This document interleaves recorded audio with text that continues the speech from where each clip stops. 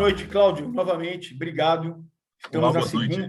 Estamos na segunda etapa com você. Se você está nos assistindo agora e não assistiu a primeira entrevista, dá uma olhada ali embaixo no arquivo, tem a primeira conversa, né? Não é entrevista, a primeira conversa aqui com o Cláudio, que foi muito boa, e a gente prometeu continuar trilhando os assuntos aqui no segundo encontro, que é o que nós estamos fazendo agora. O Cláudio já se apresentou ali na nossa primeira conversa, professor universitário, protestante batista, caminhada missionária com o grupo Haggai, explicou para a gente o que é Haggai, então agora a gente vai entrar já direto ao ponto. Tudo bem, Cláudio? Tudo bem. Podemos ir direto ao ponto? Sim, então vamos lá. Cláudio, nós falamos bastante coisas na nossa primeira conversa, né, sobre os aspectos atuais do cristianismo, de toda essa conversa, essa singularidade aí da conversa ecumênica, digamos assim, né, entre os cristãos e tudo mais. E aí veio para mim um pequeno texto de um escritor chamado Dallas Willard, que você com certeza conhece, que escreveu um livro chamado Conspiração Divina, que é um livro muito bom, muito grande, mas muito bom. Só que eu vou colocar o trecho aqui em 3 tópicos, tá? E eu gostaria que você dissertasse sobre cada tópico desse que eu vou falar agora, né, num espaço de tempo direto, assim, curto e direto. Se você não concordar também, você fica à vontade. Aqui você não é obrigado a concordar. Se não concordar, volta no próximo programa, né? Bom, o Dallas Willard, ele escreveu assim, tá? Vou ler o primeiro trecho. O impacto do cristianismo tem sofrido um enfraquecimento devido à irrelevância prática da efetiva obediência a Cristo. Ou ele está dizendo que nós não somos desobedientes. O que você tem a dizer disso? Interessante a fala dele, bastante contemporânea, né? Se você pensar o seguinte, quando alguém diz assim, Dallas Willard, conta para nós quais são os impactos do cristianismo. Puxa vida, o cristianismo ele teve vários impactos, né? Nos aspectos sociais, políticos, de fé, de sociedade. Então, a gente tende a entender que o impacto está só no indivíduo, mas não é verdade. Se você pensar, por exemplo, nas obras missionárias da Igreja Católica, nas igrejas protestantes, tudo que a gente fez nas escolas, isso é um impacto importante, né? Mas eu entendo que, neste caso aí, ele está trazendo a questão dos impactos na vida das pessoas, no sentido de que o evangelho se tornou alguma mensagem irrelevante, não faz mais mal sentido para as pessoas. Mal entendida, por quê? Porque existe uma diferença entre o ser e o fazer, né? Ou entre a tua atitude, que é mais interna, as pessoas não conhecem, e o teu comportamento. Infelizmente, nós cristãos, a gente não anda com a lição de casa em dia, né? Então as pessoas questionam, poxa, mas isso aí quer ser cristão? Isso aí eu não quero, né? Por quê? Porque a gente, de certa forma, começou a transitar na superficialidade. A gente não é, os cristãos, né, mais contemporâneos assim, não estão mais tão apegados à Bíblia como nós éramos há, talvez, 20, 30, 50, 100 anos. Então, obviamente que existe aí um descompasso entre ser um cristão, né, e o que nós éramos desde o começo do cristianismo. É só você ver, por exemplo, e aí é um exemplo só, né? Se você vê, por exemplo, a quantidade de escândalos que nós temos hoje envolvendo cristãos, seja na política, seja na economia, seja na sociedade. Então, dentro da própria igreja. Dentro da própria igreja. Então, veja aí o resultado, né? A gente não faz exatamente o que a gente diz que seria, né? No inglês tem uma expressão muito legal para isso, que é o tal do walk the talk. O que é o walk the talk? Cara, eu faço aquilo que eu digo que eu sou, então eu faço. Né? Tem a ver com essa frase do Dallas Willard. Então, sim, eu tenho que concordar com ele. Né? Muito bem posto, Cláudio. Podemos resumir o que nós lemos e que você colocou, que a gente está dizendo que a prática do cristianismo está fraca. E Jesus lembra, né? Olha, deixa eu só relembrar vocês, viu? O mais importante do que saber é praticar. Quem pratica as minhas obras, né? É a minha mãe, é meu pai. Você vai lá em Mateus 10:11, você encontra isso aí. Muito legal, Cláudio. E aí ele também complementa, porque ele falou da irrelevância da prática e da desobediência a Cristo, e ele está dizendo assim, na outra frase, assim também é a fé. Tem sido desconsiderada pelo cristão no processo de desenvolvimento do caráter individual. Olha, eu vou repetir porque eu achei muito pesado isso. É pesado, é pesado. Assim também é a fé, que tem sido desconsiderada pelo cristão no processo de desenvolvimento do caráter individual. Uhum. Aí ele tem duas palavrinhas que você pode brincar com elas, né? Que é a questão da fé e do caráter, né? E alguém diz assim, quem nasce primeiro? O ovo ou a galinha? Vovó Galinha. Fé ou o caráter? O caráter ou a fé? É naturalmente que a fé, né? Mas a gente não pode desconsiderar que existem pessoas que não são cristãs que têm caráter. Então, puxa, e agora? Como é que eu resolvo esse dilema ético ou filosófico, né? Ora, nós cristãos entendemos que como base do nosso caráter, né, ou do caráter de Cristo, tem a fé. O próprio Paulo, o apóstolo Paulo, fala assim: vocês têm a mente de Cristo. O que ele quer dizer com a mente de Cristo? O jeito de enxergar a vida, o jeito de enxergar as pessoas, o jeito de perceber o mundo, né? E veja, de novo, né? A fé vem pelo ouvir. Então, se um cristão, alguém que se diz cristão, não ouve, não aprende a respeito do Evangelho, não a respeito da Bíblia, a fé dele tende a ser menor.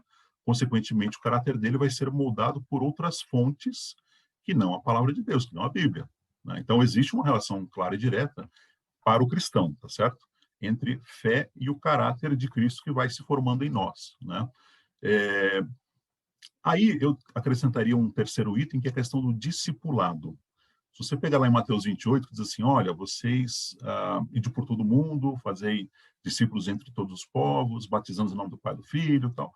Aquela expressão discípulo, a gente às vezes tende a pensar que discípulo é só no sentido de ter um conhecimento doutrinário, uma prática de fé. Mas se você estender um pouco isso, veja, eu acho que é inconcebível, por exemplo, nós como cristãos, por exemplo, sonegarmos imposto de renda, porque existe um descompasso entre fé, acreditando que Caraca, Deus é quem cuida de nós e dá a César o que é de César, Jesus disse, e o caráter, a título de exemplo, né? Então, o bacana. discipulado ele vai além das questões de fé. Ele tem que se traduzir numa prática do dia a dia. Eu não posso ser pego, por exemplo, lesando o erário do governo. Vai ser estranho um cristão dizendo assim, olha, veja, eu roubei o governo, mas não tem explicação. Não dá Cláudio, para falar nada. muito legal a sua exposição. E como está muito leve para você, estou achando que está muito Tá leve para leve para você. mim? Como assim? É, eu estou Eu tô aqui achando que suando. está muito leve. Eu vou colocar então essa última escrita aqui desse trechinho do Dallas Mas só para Willard. saber, ele concorda comigo, né? Só para saber. Sim, sim, Ufa, sim, então tá bom. concordo, Então concordo, tá, concordo. então tá bom. Ainda bem, senão a gente ia ter que ligar para ele. É Mas, complicado.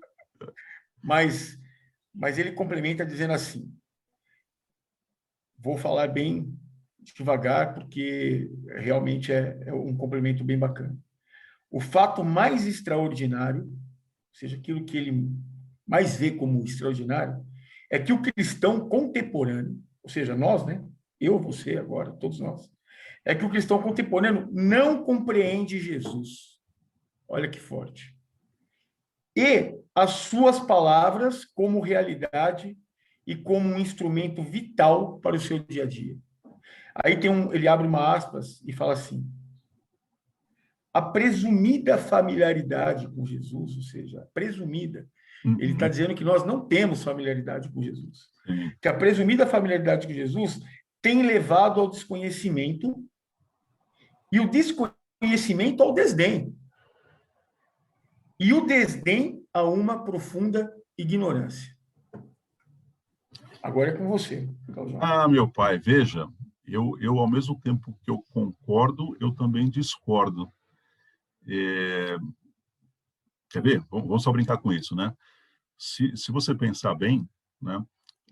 De certa maneira, nós cristãos contemporâneos, 2000 anos depois, a gente, de certa forma, e é natural que isso aconteça, né? Dado o tempo que se passou, a gente perdeu uma perspectiva de que Jesus está voltando. Diferente para o cristão primitivo, que viu Jesus no seu ministério, viu Jesus morrer, viu Jesus em Atos 1 ascender ao céu, e esse camarada, vamos usar a expressão mais fácil aqui, ele meio que deu um bico em tudo, foi viver, né, em comunidade, como descreve lá Atos 4:12, por exemplo, né, eles tinham um só coração, mas porque a perspectiva histórica dele era diferente, eles estavam acreditando que Jesus ia voltar a semana que vem. Nós, contemporâneos, 2000 anos depois, a gente, de certa forma, perdeu essa perspectiva. A gente está muito mais preocupado agora com a questão do apocalipse, né? De que vai ter, por exemplo, uma moeda digital que vai dominar o mundo, o anticristo. Então, nós estamos olhando para frente, eles estavam ainda vivendo aquele contexto. Então, por conta disso, a gente meio que tomou como prática, né, ou como praxis cristã, é, viver com uma perspectiva diferente de que o céu é alguma coisa muito distante. Diferente do cristão daquela época que achava que, mais do que o céu, né, ele estava esperando Jesus voltar naquele momento ali. Então, A isso já nos dá, eternidade. isso já nos dá uma perspectiva diferente de vida, né? Veja que a expectativa de vida, inclusive nossa, é muito mais alta do que alguém que viveu há 2000 anos, né? Agora, quando o Dallas Willard comenta a respeito de andar como compreender Jesus, eu às vezes tenho muita dificuldade, eu sou sincero em dizer, porque eu li alguns textos de Mateus, de Lucas, de João, eu fico pensando assim, mas cara, por que Jesus fez isso? Que sentido fazia isso? Talvez eu não consiga compreender porque eu não tenho mais o chão histórico, eu não tenho exatamente a clareza de por que ele fazia isso em função de uma cultura dos judeus, né? Agora, de qualquer forma, é claro que o Espírito Santo vai nos iluminar, vai nos dar sensibilidade, vai nos dar compreensão de por que Jesus fez daquele jeito e não de outro, né? Por exemplo, eu fico pensando, por que Jesus, cada vez que fazia milagre dizia assim, não conta para ninguém? Se fosse hoje, ia ter que sair na internet, Facebook, Ia estar no como Instagram, entendeu? ia tá, o marketing, né? E lá em Mateus, O inclusive, marketing. o próprio livro de Mateus conta, olha, fazia isto para que se cumprisse a profecia. Eu entendi, né? Mas compreender a mente de Cristo não é um negócio simples, né?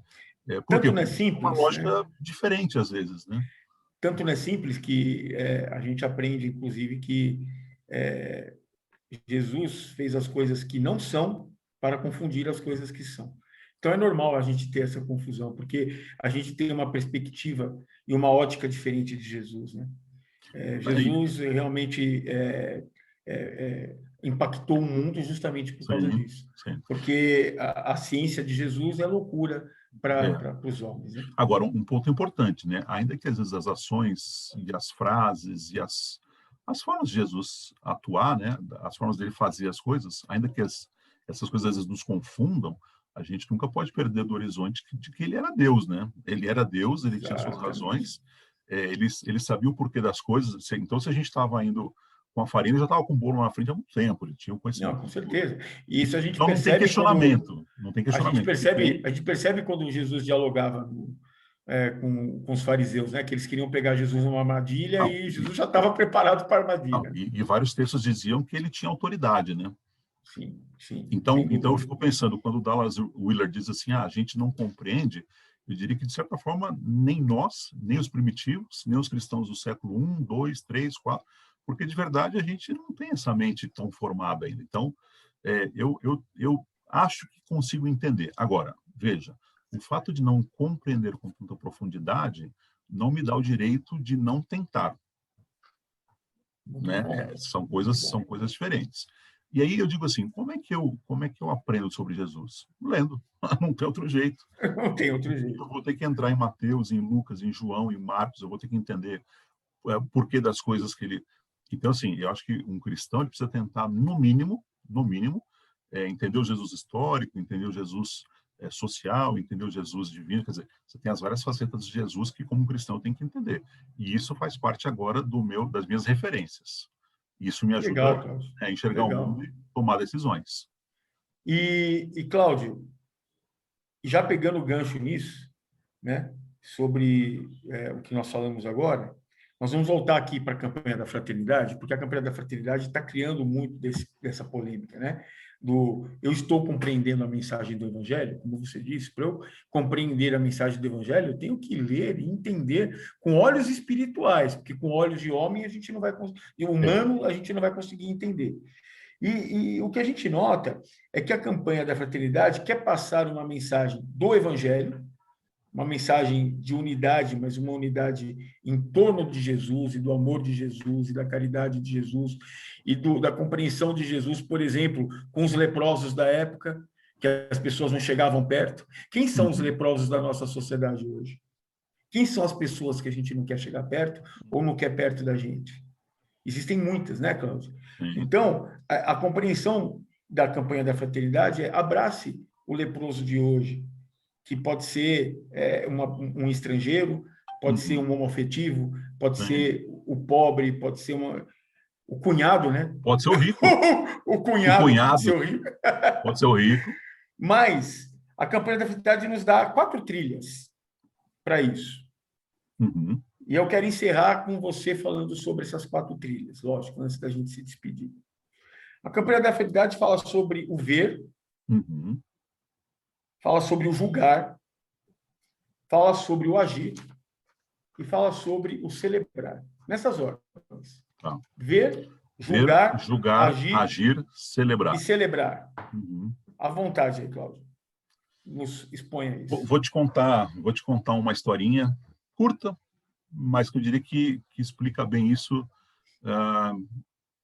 de um jeito talvez pragmático, né, para as pessoas entenderem. Isso é curioso, né? Eu contei para você que eu me batizei com 8 anos de idade, então já tenho 43 anos de igreja, né? Eu me E a batizei gente... com 8 anos também. 8 anos. Levando em consideração que nós temos 50 anos, nós nos batizamos no mesmo ano. Em Eu em agosto. 78. Eu me batizei em Eu me outubro. batizei no dia 6 de agosto de 1978. Então. Não tinha 8 ainda. É. Ia fazer. Então, é muito curioso que eu, durante um bom tempo da minha vida cristã, eu sempre pensei assim, puxa vida, né? Eu preciso amar como Jesus, porque Jesus disse que eu tinha que amar as pessoas, né? Aliás, se eu voltar lá nos 10 mandamentos, eu tenho que amar meu próximo, né? E aí isso me trazia um certo sofrimento, porque eu dizia assim, Deus, eu gosto muito, por exemplo, de pensar talvez em pessoas com situação de dificuldade, mas eu, por exemplo, não tenho dó do político corrupto. Então eu não consigo olhar como Jesus e amar a todos, é isso que eu quero dizer na prática, né? Sim. Isso me incomodou um bom tempo, até um dia que eu comecei a pensar o seguinte, falei, puxa vida, espera um pouquinho, eu acho, e isso, você tem textos que, né, corroboram isso, a sensação que eu tenho, às vezes, é que Deus, na sua sabedoria lá, né, ele pensou assim, vamos fazer o seguinte, dado que um corpo é feito de várias partes, nós temos esse texto, né, Paulo escrevendo, Sim. a unidade do corpo, inclusive, Do vamos fazer o corpo. seguinte, eu vou plantar em cada um, no coração de cada cristão, um amor diferente. Não quer dizer que ele não ame os outros, mas eu vou dar uma sensibilidade específica. Então, como é que eu traduzo isso? Se eu perguntasse para você ou para quem está nos assistindo, da seguinte maneira: se eu perguntasse para você honestamente, por quem você chora? Você não chora por todos. Você Não. não chora por todos. Eu choro pelos líderes. Eu, quando vejo, por exemplo, os pastores, os missionários em situação difícil, eu choro, porque isso me comove, isso mexe comigo, né?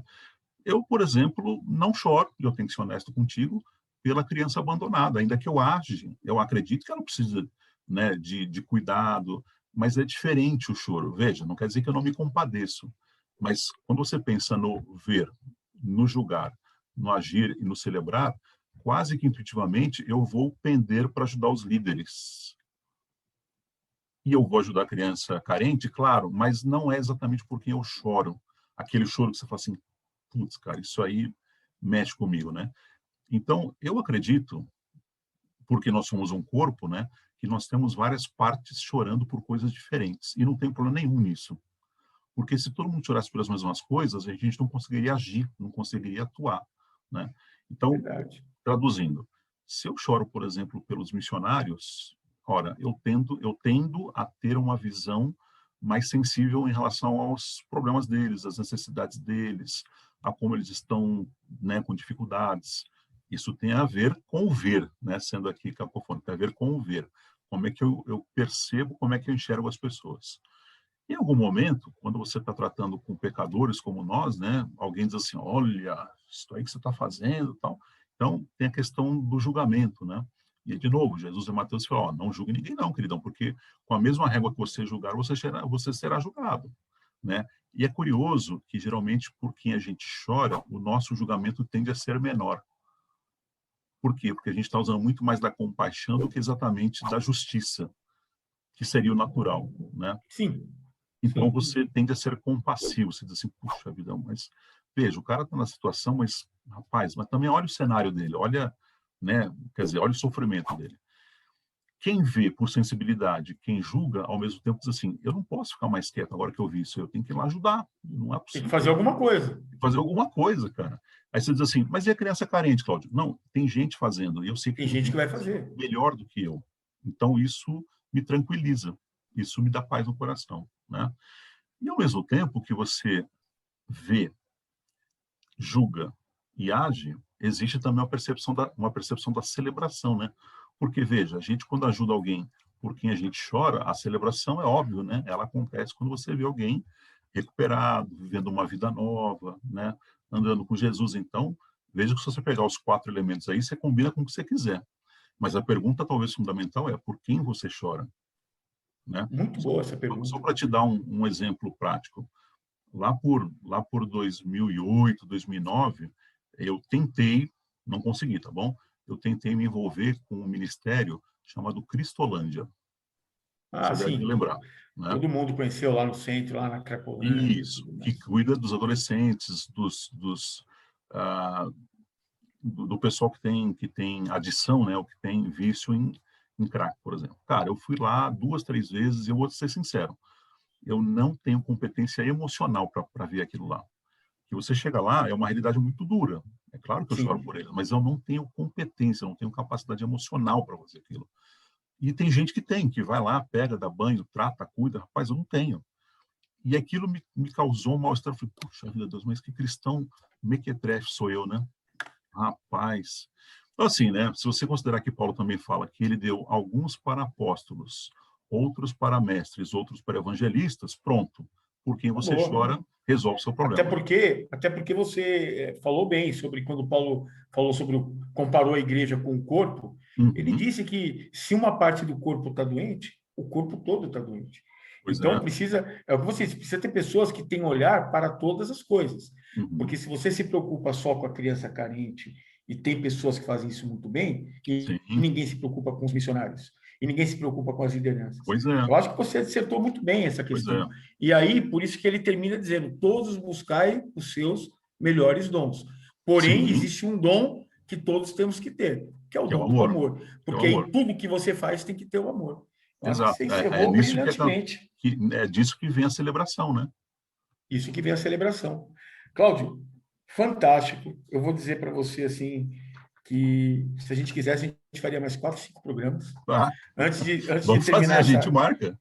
antes de terminar essa série aí, até nós chegarmos A aí gente tem que ficar no. escondido em casa nos próximos meses, então, Antes da gente terminar essa primeira série do nosso canal, que a gente está abordando esses assuntos, porque nós estamos numa caminhada quaresmal, né, em uhum, cima da campanha da fraternidade, em cima desse tema, e eu acho que nós abrangemos assim questões aqui de um ponto de vista de uma pessoa que teve uma caminhada religiosa no protestantismo, uhum, uma igreja batista tradicional, né? Uma igreja batista raiz, né? Histórica, raiz não Nutella, uma igreja é, batista raiz, mas que eu realmente cada vez mais, quando eu converso com pessoas de outras denominações, eu me convenço, isso que você comentou, né?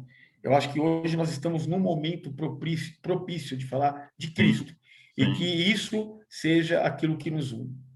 Cláudio, não quero mais tomar seu tempo, queria que você, em 2 minutos aí, se despedisse, eu tenho certeza que as pessoas vão curtir muito. Não esqueçam, pessoal, dá o likezinho aí, se inscreva no nosso canal. E, Cláudio, por favor, se despeça aí da nossa galera aí. Legal. Foi muito legal o bate-papo, a gente poder conversar sobre esses temas, né? É, e aí eu fico pensando, né? Puxa vida, se Cristo é a nossa paz, é o que nos une, né? Qual deveria ser a nossa tarefa de casa de todo dia? Veja, independente das nossas diferenças, né, buscar as nossas comunalidades, os nossos pontos em comum. E quando você pensa em pontos em comum, o que nós temos é Jesus Cristo, né? E eu fico pensando assim, como é que o mundo vai nos ler? Como é que as pessoas vão entender Cristo a partir de nós? Não posso esquecer de por que os cristãos primitivos eram chamados de cristãos, porque eles pareciam com Cristo. Tão simples Sim, quanto sim, isso, né? simples assim. Então, eu acho que esse é um grande desafio. Não estou dizendo que é simples, mas é um grande desafio para que a gente, né, entenda a pessoa, compreenda, né, a mente de Cristo, compreenda a pessoa de Cristo E tem um livrinho muito legal que eu li quando eu era adolescente ainda, né? Que dizia assim: Em seus passos, o que faria Jesus? Acho que você lembra desse livro. É um Lembro, eu antigo, li esse muito livro antigo. E também. ele tem várias situações ali em que a gente é confrontado no dia a dia. Como é que Jesus faria se estivesse orientando um aluno, por exemplo, se estivesse pagando uma conta, se estivesse, por exemplo, enfim, no hospital cuidando da pandemia. Eu acho que essa pergunta, o que em seus passos, né, o que faria Jesus? Acho que essa pergunta que o tempo todo a gente como cristãos tem que pensar. Em seus Eu diria para passos, o que você faria o que Jesus? faria Jesus. Eu diria para você que isso resume o título do livro do Dallas Willard, Conspiração Divina. Eu acho Uhum. que essa é a conspiração divina. O que Jesus faria no O meu que lugar? Jesus faria? É sempre a pergunta que no meu coração não cala. E eu quero encerrar assim, porque eu acho que é uma boa oportunidade. Antes de encerrar, efetivamente, eu gostaria de, Cláudio, que você também falasse. A gente vai deixar aqui o telefone, o e-mail, aquilo que o Cláudio nos permitiu. O Cláudio faz um trabalho também de consultoria para igrejas cristãs, independente de bandeira denominacional. Ele é uma pessoa que pode fazer uma palestra, pode participar aí de um evento dentro da igreja, de qualquer que seja a denominação, porque você percebeu que a temática do Cláudio é cristã, né? E isso cabe dentro de qualquer evento ou de qualquer coisa que as igrejas façam, que estejam no centro Cristo, né? Então, o importante é o centro ser Cristo. Então, Sim. Cláudio, fala também um pouco do seu trabalho aí, como que a O que gente eu pode te comentei, acessar. sim, o que eu comentei contigo é que eu tenho feito um trabalho e eu tenho divulgado, para ser sincero, eles vão surgindo porque surgem, porque eu diria assim, Deus manda, eu fico aí à disposição, que é ajudar líderes, né, cristãos a trabalhar suas comunidades no sentido de pensar em planejamento, pensar em estratégia, né, definir, às vezes, reorganizar as entidades. Então, por exemplo, estou fazendo um trabalho agora com uma igreja em que a gente está pensando o planejamento estratégico de agora até 2025. E aí o meu trabalho com eles é, olha, deixa eu entender o que vocês fazem, deixa eu entender quem vocês são, e com isso eu vou lá. Claro, existe para isso um método que a gente usa, né? Em que você consegue ajudar a igreja a revisar a missão, revisar a visão, entender quais são os próximos passos, Se a colocar atuação da igreja isso, está coerente com a visão da igreja, né? isso, e colocar isso de um jeito, né, que seja ao mesmo tempo relevante, pragmático e que as pessoas consigam entender, consigam fazer, né? Então eu tenho feito isso já há um bom tempo, uns 10 anos pelo menos, mas não é alguma coisa que eu chamasse de um ministério, é alguma coisa que os amigos me pedem e eu faço. É isso. Legal. E eu E sempre aí, tenho por princípio nunca dizer não. Quem me convida, e, eu vou lá e vo- faço. e agora você vai fazer um monte de novos amigos aí pelo nosso canal. Cláudio, muito obrigado pelo seu tempo, pela Eu sua que agradeço. disponibilidade. Como eu falei, faremos mais um e quero encerrar exatamente falando a última frase que você disse. Se você fosse Jesus, o que você faria na sua comunidade, na sua casa, no seu trabalho, no seu meio de relacionamento com seus amigos? O que Jesus faria no seu lugar? Cláudio, muito obrigado. Eu que agradeço. Um abraço. É. Até mais.